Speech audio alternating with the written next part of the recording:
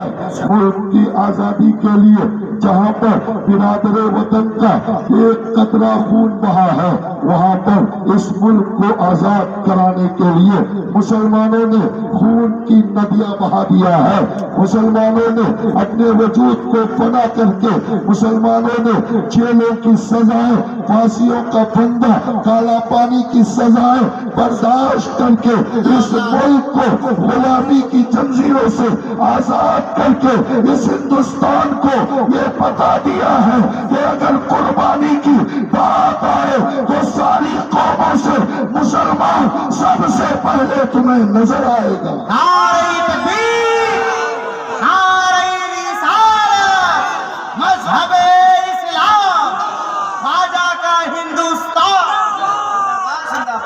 حضرات محترم، یقیناً آپ تاریخ پڑھیے اور تاریخ اٹھا کر دیکھیے، دلی کا جو انڈیا گیٹ ہے وہاں پر تقریباً 1 لاکھ سے زیادہ شہیدوں یعنی ہندوستان کی آزادی کے لیے جن ویروں نے اپنی جانوں کی قربانی پیش کی تھی ان کا نام لکھا ہوا ہے، لیکن وہاں پر تقریباً 63,300 کچھ نام صرف مسلمانوں کے ہیں۔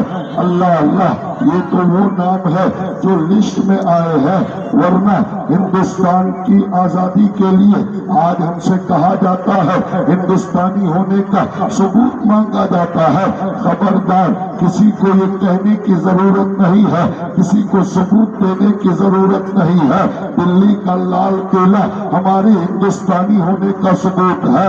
دلی کا کی جامع مسجد کی وہ سیڑھیاں جس پر کھڑے ہو کر مولانا آزاد نے تقسیم کے وقت مسلمانوں سے کہا تھا، اے مسلمانوں، یہ ملک چھوڑ کر کیوں جا رہے ہو؟ یہاں پر تمہارے آباء و اجداد کی قبریں ہیں، یہاں غریب نواز کا آستانہ ہے، اگر چلے جاؤ گے تو غریب نواز کا آستانہ، نظام الدین اولیاء کا آستانہ، مختوم پاک کا آستانہ، امام احمد رضا فاضل بریلوی کا آستانہ، تمہارے باپ داداؤں کے قبروں میں تمہاری باپ داداؤں کی روح تمہیں پکارا کرے گی۔ دلی کے کنارے سے گزرنے والا یمونا ندی جس کے کنارے پہ کبھی بیٹھ کر تم نے وضو بنایا تھا، وہ پانی کی لہریں تمہیں وضو کے لیے دوبارہ پکارتا ہوا نظر آئے گا۔ اس لیے مت جاؤ، یہی تمہارا اصلی ملک ہے۔ اس ملک کی آزادی کے لیے تمہارے باپ داداؤں نے اپنے خون کی قربانی پیش کیا۔